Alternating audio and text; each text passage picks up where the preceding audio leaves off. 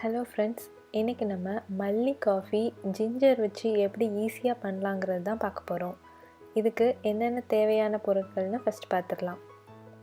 First ginger ஒரு 2 இன்ச்சுக்கு cut பண்ணி வச்சுருக்கேன்.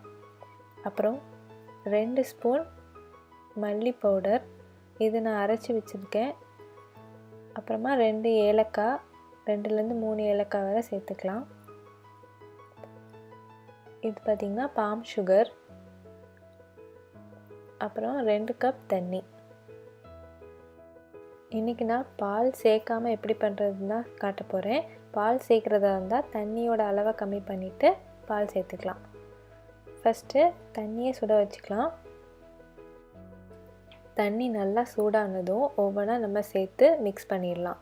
ஃபஸ்ட்டு மல்லி பவுடர் போட்டு நல்லா கலக்கி வச்சுக்கலாம்.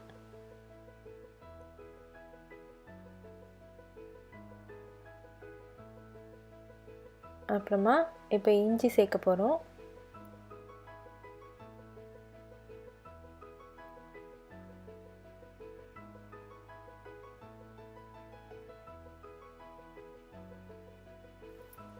அதுக்கப்புறம் ஏலக்காய்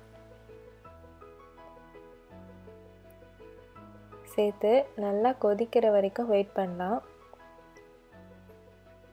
இப்போ நல்லா கொதிச்சிருச்சு. இப்போ நம்ம சிம்மில் வச்சுக்கலாம். சிம்மில் வச்சு ஒரு 2 நிமிஷம் கொதிக்க விடலாம்.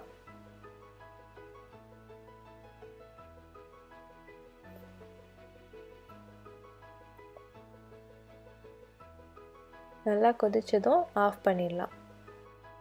இது அப்படியே நம்ம ஒரு பாத்திரத்தில் வடிகட்டி எடுத்துக்கலாம்.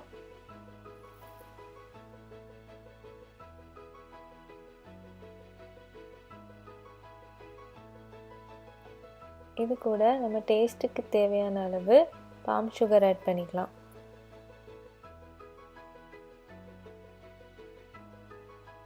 அவ்வளோதாங்க, ஈஸியாக மல்லி காஃபி ரெடி ஆயிடுச்சு.